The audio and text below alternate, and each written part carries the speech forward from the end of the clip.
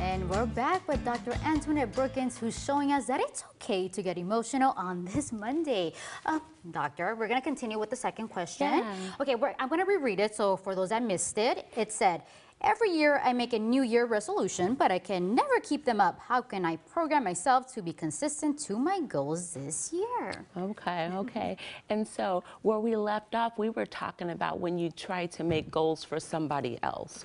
So like if you're in a relationship and you're trying to make goals for them, you need to make sure that they make their own goals.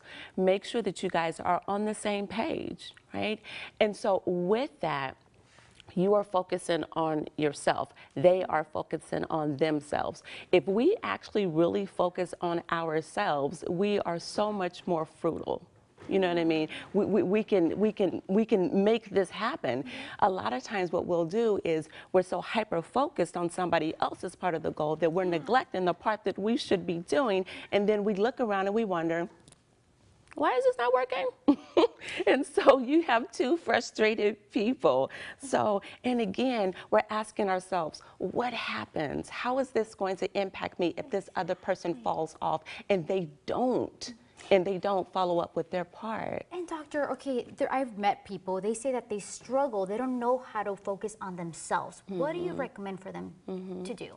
I would say start by taking some quality self-care. Quality self-care. I have an entire day. I know most people cannot do this, but I have an entire day that I just focus on me. And a lot of that time actually is taking a nap because I need to be able to rest. I had a busy previous week. I know I have a busy week moving forward. I need to sleep. So, and I'm going to recharge just like we have to reset our cell phones every once in a while, you know, or they'll just die instantly. I mean, it doesn't care if we're in the middle of a conversation with the president. It doesn't care. If that phone is going to die, it's going to die.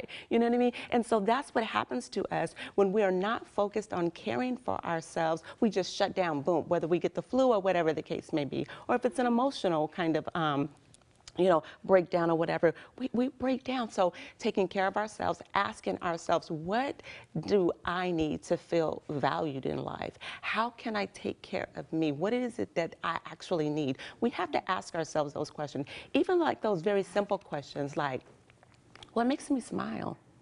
What makes me sad? What makes me laugh so hard that my face hurts, that my tummy hurts afterwards? We're asking ourselves all those elementary like questions because when we think about it, the little person inside of us really needs nurturing. Exactly. So starting there. But the last thing I kind of want to say as it relates to that is that we need to make sure that we avoid fads. Again, we will jump on a bandwagon and we'll say, oh, that's true. I want to lose 45 pounds in a week. Or we'll say, oh, I'm going to be a millionaire this year. And so the question is how? Doing what? Like, what about your lifestyle actually reflects the fact that you can be a millionaire this year? Because we'll set ourselves up for failure if we just kind of jump on this stuff. And these things get old really fast. And so we'll just lay it to the side like an old shoe. It's like, oh, okay. You know, and, you know, so we have to be, excuse me, very realistic about those kinds of things to make sure that we are successful in reaching those resolutions that actually need to be goals. You know, it's interesting that you mentioned that because people do fall under that all the time. What do you recommend for them doing for them not to fall into that? Yeah, so write things down. You know, there's a scripture in the Bible that tells us to write our vision. And make it plain. Write it down, whether it's on a vision board. I have a client who was so committed to this, and I'm so proud of this person, that she took a dry erase marker and wrote on her refrigerator.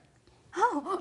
She wrote on, listen, don't say that you watched this show and I told you to write on your refrigerator. But I mean, she was so committed to this that she wrote it on her refrigerator because that's something that she looks at often. It's a constant reminder.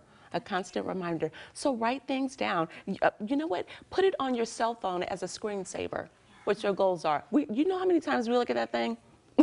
Way too many times, that's you for know what sure. I'm saying? So it's right there looking at us, you know, or your screensaver at work. So it's always there. It's an ever-present reminder of what it is that we need to do.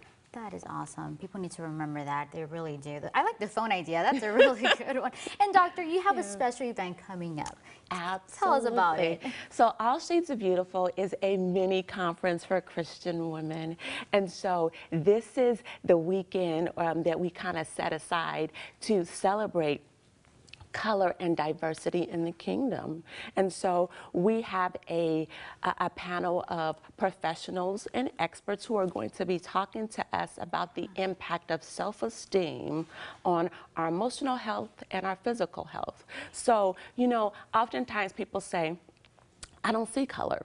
And I get what they mean, you know what I mean? But when you don't see color, you fail to see me.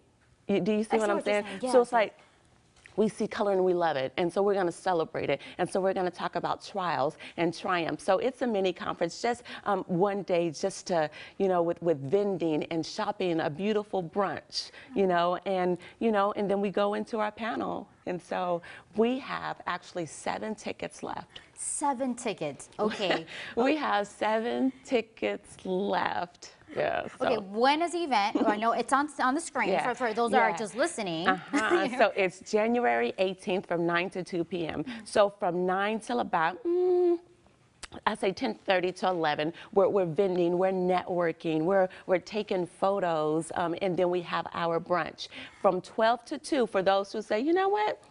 I don't really like vending. I don't like shopping, and I don't want to eat with you guys. I just want to get to the nitty-gritty. I just want the panel. Then they can come from 12 to 2. And so those we have quite a few tickets left with that, because we have a big building, so however many people want to come to that, you need a ticket though. Please don't just show up. You need a ticket. You know, so but for the brunch, we have 7 more tickets left. Perfect.